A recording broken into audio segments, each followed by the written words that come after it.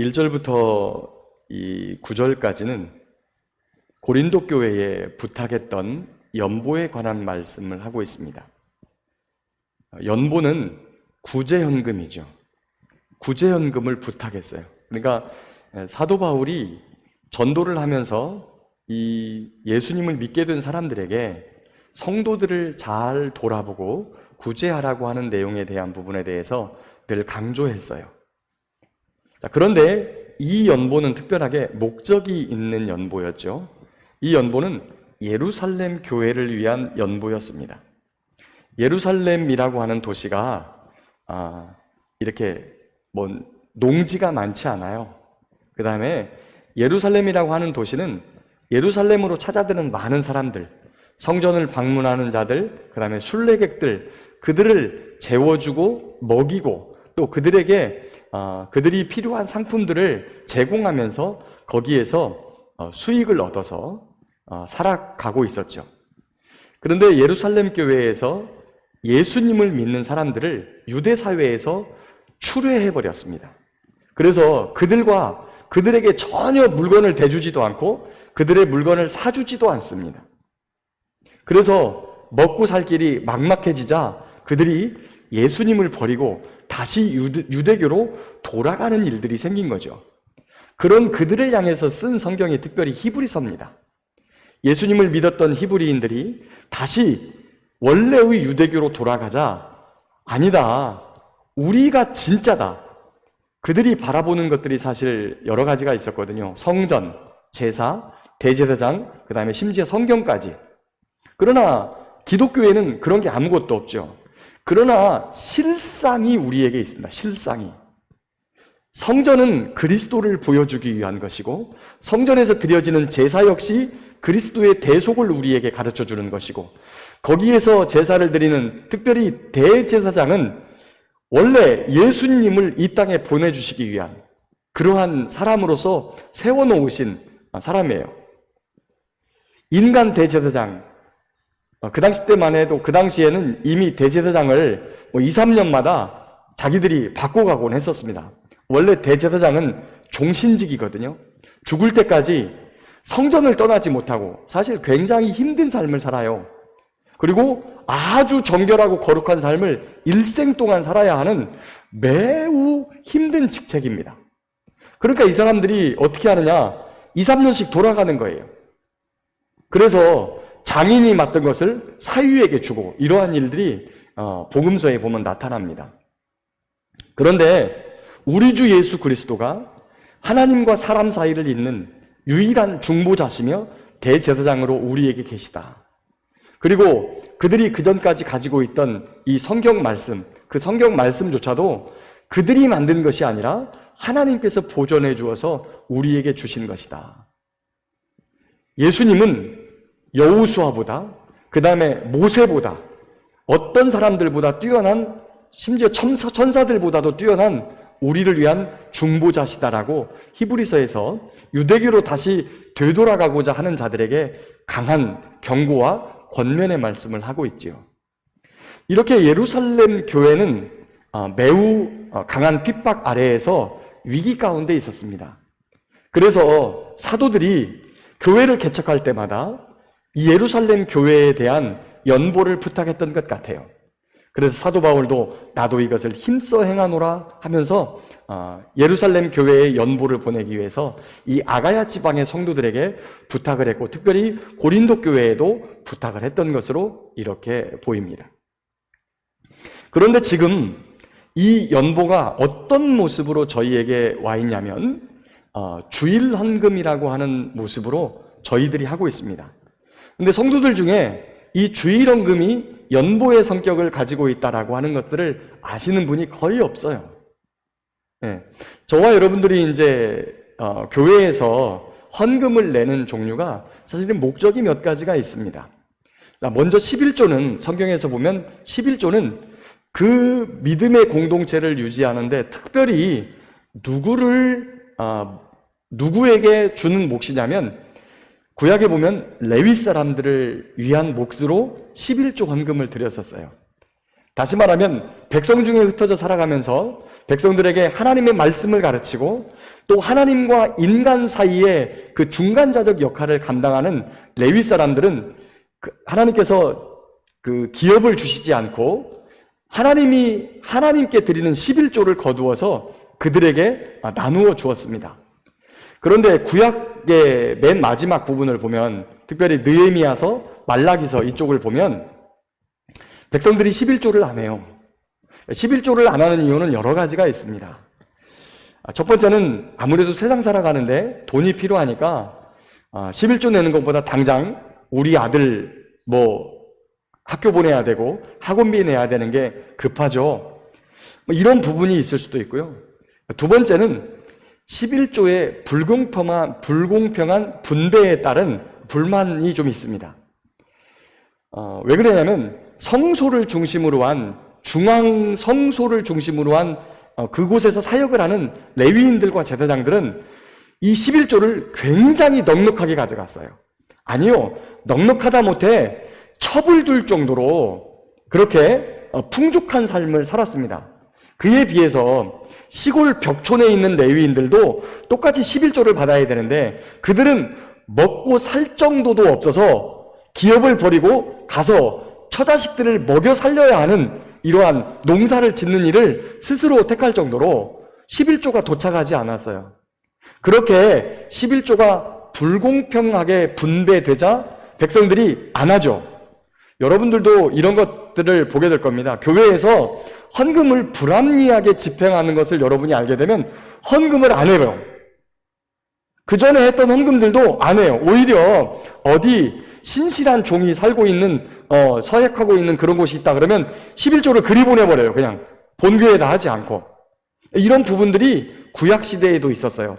그래서 구약시대에 하나님께서 11조를 새해마다 한 해는 중앙성소에 보내지 않고 흩어져 살아가는 레위인들에게 직접 갈 수 있도록 자기가 거주하는 곳에다가 11조를 내도록 했어요.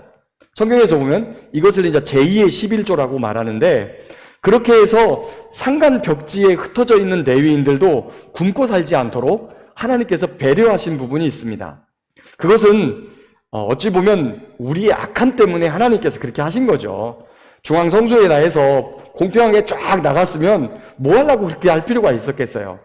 그런데 그렇게 못하니까 11조를 그렇게 분배하도록 그렇게 했던 것이죠. 그래서 오늘날도 사실은 이 대형교회에 보면 11조 헌금의 소득이 굉장히 많습니다. 교회 수입이. 그러면 적은 교회들에게 이것들을 적절하게 분배해서 이 시골 벽촌에 있는 목회자들이 좀 사역에 전념할 수 있도록 해야 되는데, 그래도 저희 교회는 자립하고 있습니다만, 오히려 선교를 하고 있습니다만, 많은 교회들이 자립하지 못하고 조금씩 10만 원씩 20만 원씩 보내주는 큰 교회의 선교연금을 바라보고 있고, 그것도 여의치 않으면 사모님이 어린이집에서 아니면은 가사 도우미로 일하면서 그 다음에 심지어 목사님들이 사역을 하면서 대리운전을 해가면서 사역을 이어가는 그런 안타까운 모습들을 좀 보게 됩니다.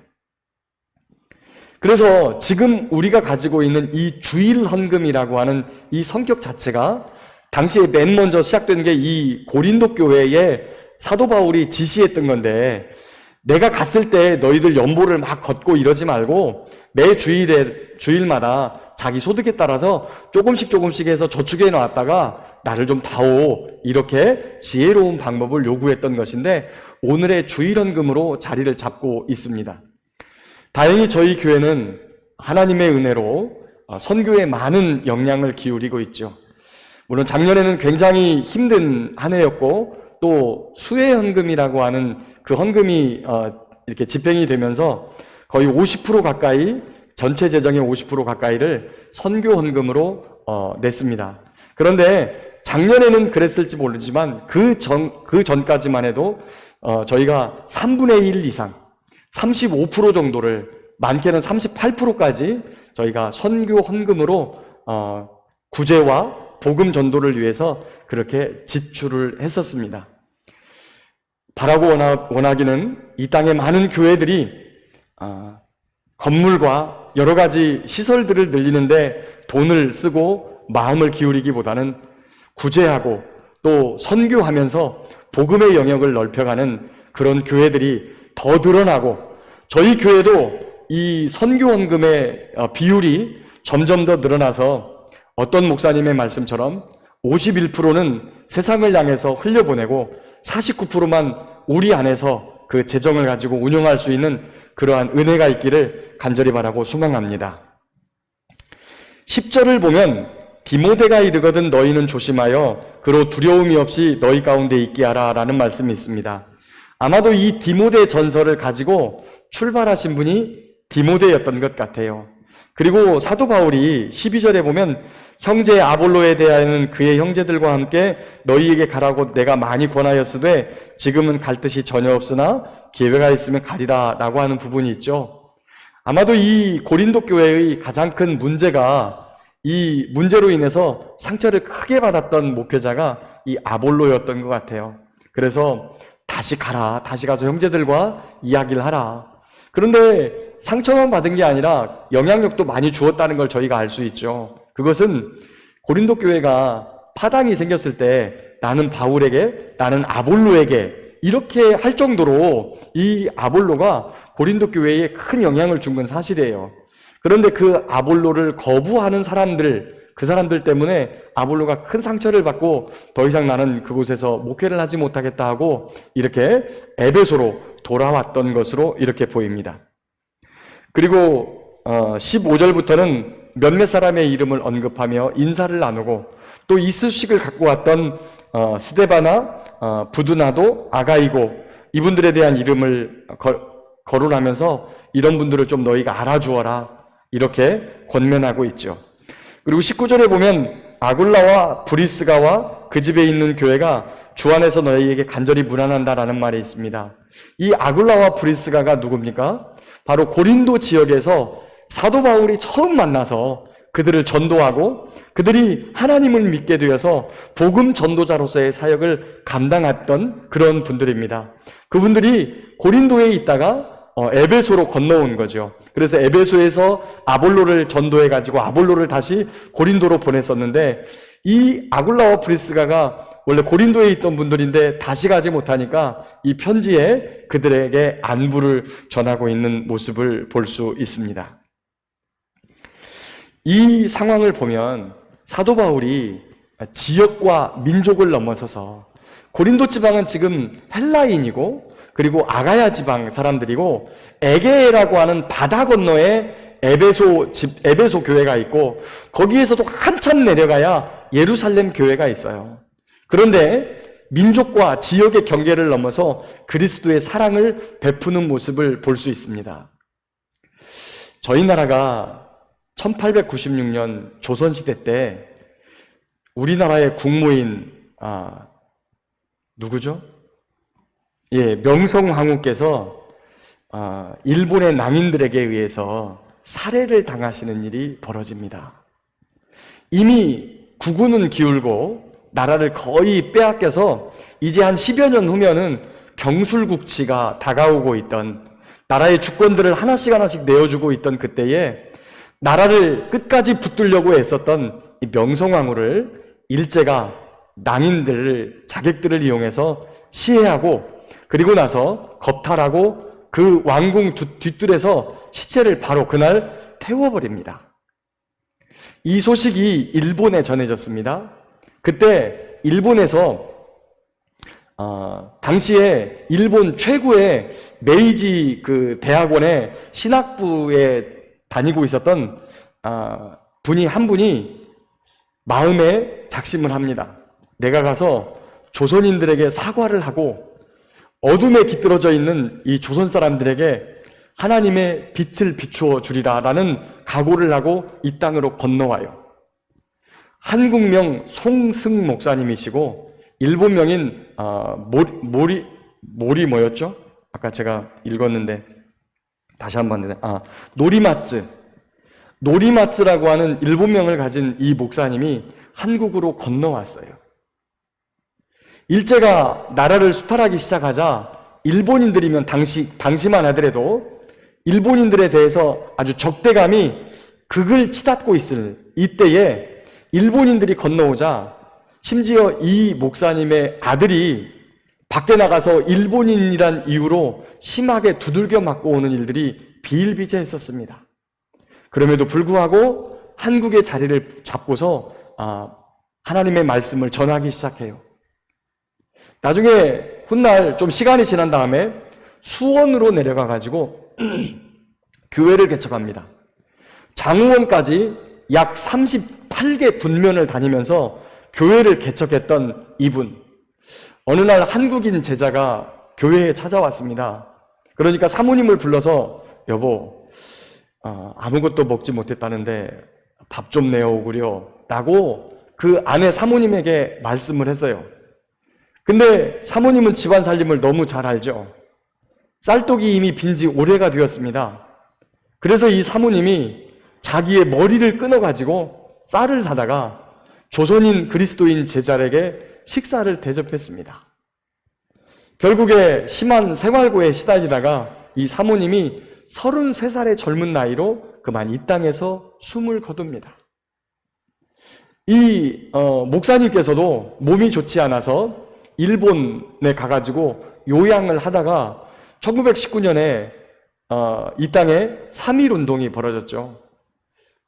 맞나요? 1919년? 네. 1919년에 3.1운동이 벌어졌는데 그 3.1운동 소식을 듣자마자 바로 그날 배를 타고 조선으로 다시 건너오셨어요. 그러면서 그 만세운동에 참여한 우리 기독교인들을 격려하고 그리고 일본의 만행에 대해서 머리 숙여 사죄를 한 그러한 목사님이셨습니다. 결국에 건강이 좋지 못해서 오랫동안 사역을 하지 못하고 일본으로 건너가서 숨을 거두셨는데 숨을 거두기 직전에 자신의 유해를 조선에 묻어달라고 하는 유언을 남겨서 수원의 명신교회 성도들이 일본까지 건너가서 목사님의 유해를 거둬다가 거기에 수원 명신교회 뒷뜰에다가 이렇게 안장을 했던 그러한 목사님이십니다.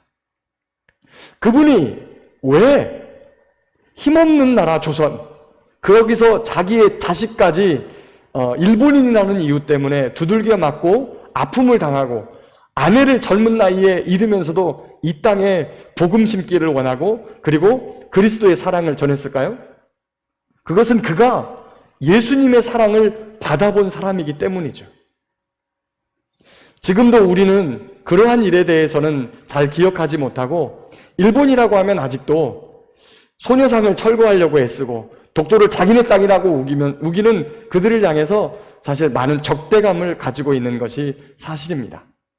그러나 그리스도 예수 안에서는 나라도 민족도 사상도 심지어 우리 자식들을 죽인 죄까지 그런 죄가 있을지라도 그를 용서하며 사랑하는 것이 그리스도인의 본분이었던 것이죠.